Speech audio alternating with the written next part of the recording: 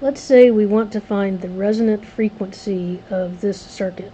So I'm going to show you the long way, and then I'm going to show you an easy way, and I'm also going to show you some tricks along the way for finding the resonant frequency.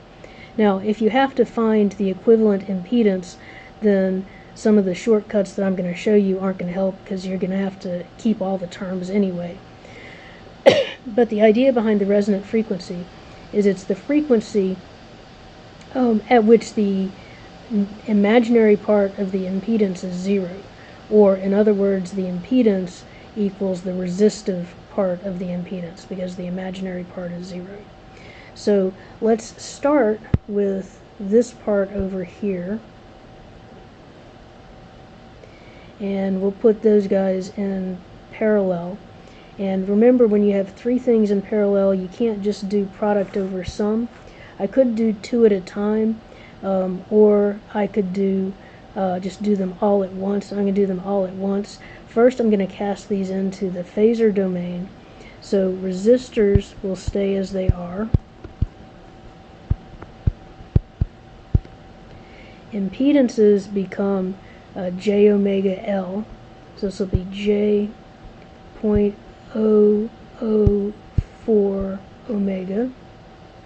And capacitances are minus j over omega c.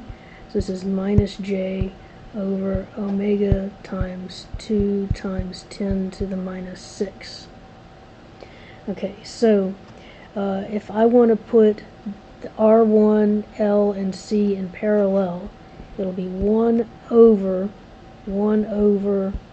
Z R1 plus 1 over ZL plus 1 over ZC.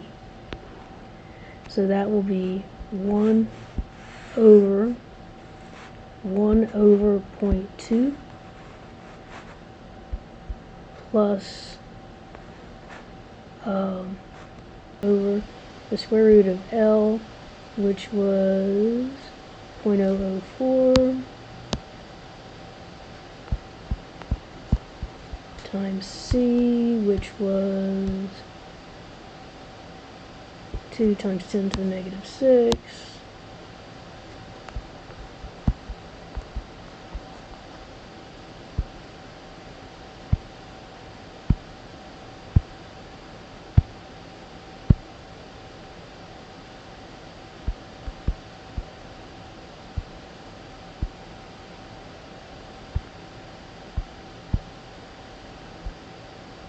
And look, lo and behold, I get the same number.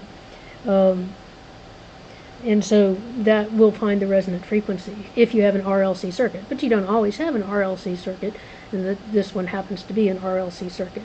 But it doesn't give you the total impedance, which you might need for something else. So you have to do all the other work to find the total impedance.